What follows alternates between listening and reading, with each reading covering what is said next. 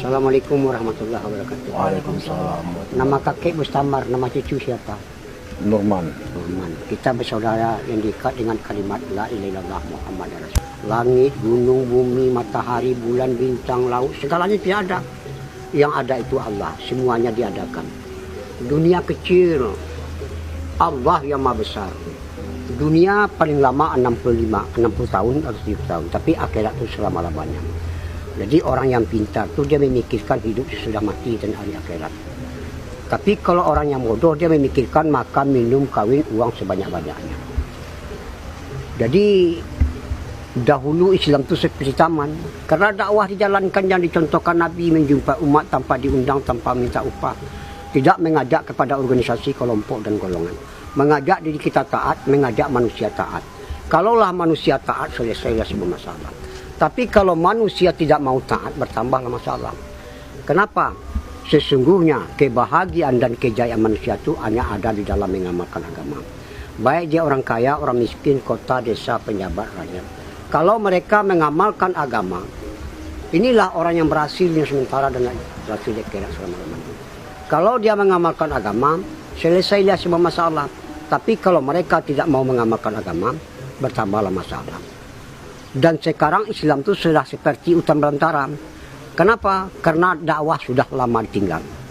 Banyak saudara kita sekarang mengaku Islam tapi nggak mau mendirikan sholat. Banyak wanita perempuan kita sekarang mengaku Islam tapi nggak mau tutup aurat. Satu rambut, satu dosa. Orang wanita Islam sekarang sudah banyak bangga pakai celana ketat, baju ketat, menampakkan tubuh. Itu alias bertelanjang. Allah. Merancang orang laki-laki. Kalau kita bilang sama dia ini model katanya. Ini salah siapa? Ini bukan salah penjajah, bukan salah ulama, bukan salah ustadz, bukan salah kiai. Ini salah kita karena kita tidak mau lagi menghidupkan dakwah. Jadi usaha dakwah ini usaha heran karena sudah lama ditinggal. Orang kalau belum ikut usaha dakwah dia heran melihat orang dakwah. Apa kerja orang dakwah?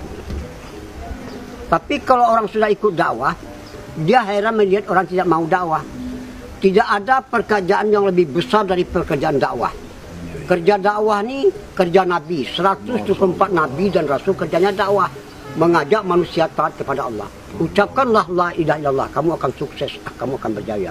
Jadi hakikat la ilaha illallah taat kepada Allah. Barang siapa taat kepada Allah, dunia akan berkhidmat kepada Allah. Jadi barang siapa istiqomah dalam dakwah, penduduk langit dan penduduk bumi akan berkhidmat kepada mereka. Barang siapa istiqomah dalam dakwah, sorga akan rindu kepada mereka. Barang siapa istiqomah dalam dakwah, kalau dia mati nanti Allah yang akan mencabut nyawa. Ini hadis kudusi. Hadis kudusi. Jadi dakwah ini Masya Allah. Walaupun kita punya perusahaan 10 buah, 15 buah, 5 buah, itu nggak dipandang oleh Allah. Tapi kalau usaha dakwah ini sepagi sepetang kita di dalam Allah, lebih bagus daripada dunia dan keisinya. Ini kebesaran pahala dakwah. Jadi kerja-kerja dakwah ini kerjanya sedikit tapi hasilnya besar. Kalau kerja dunia, kerjanya berat, hasilnya sedikit. Istri kita kalau nggak diajak dakwah, dia pandangannya dunia. Pandangan dunia ini sifatnya menipu. Sekarang banyak orang tergoda oleh dunia, ibadah ditinggal. Padahal di dalam perintah ada kejayaan, ada kebahagiaan dan ada kebaikan. Jadi wanita ini dimuliakan oleh Allah 7 surat yang terpanjang di dalam Al-Quran An-Nisa. Maka itu Nabi menunjukkan surga itu di bawah telapak kaki ibu. Allah. Sebab sebuah Nabi dan Rasul dilahirkan dari wanita yaitu ibu. Jadi wanita ini yang pertama menerima dakwah Nabi Rasulullah SAW ya wanita Khadijah radhiyallahu anha. Yang pertama mati syahid juga wanita Sumayyah radhiyallahu anha. Jadi wanita ini diciptakan dari tulang bengkok kiri, tulang lemah. Jadi wanita ini nggak bisa dikerasin, dilemah lembutkan, disayang-sayang, dimanja-manja, disenang-senangi. Sebab di zaman sahabat, wanita ini tugasnya membina anak untuk agama dan melayani suami. Sekarang, Masya Allah, wanita ini kalau dikerasin patah dia. Allah.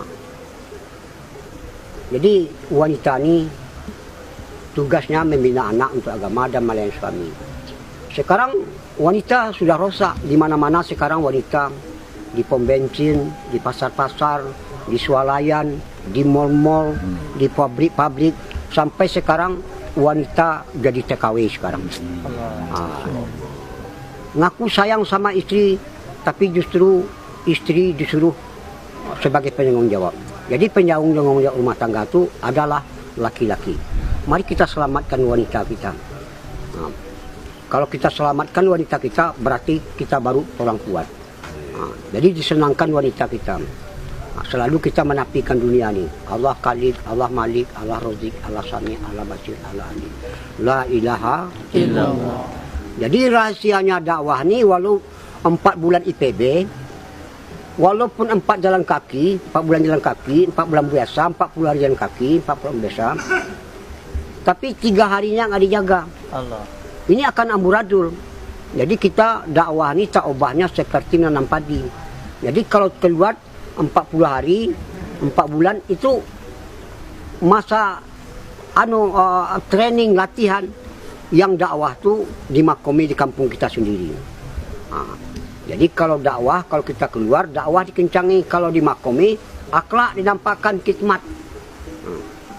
Jadi mudah-mudahan semua kita ajak orang ikut dakwah.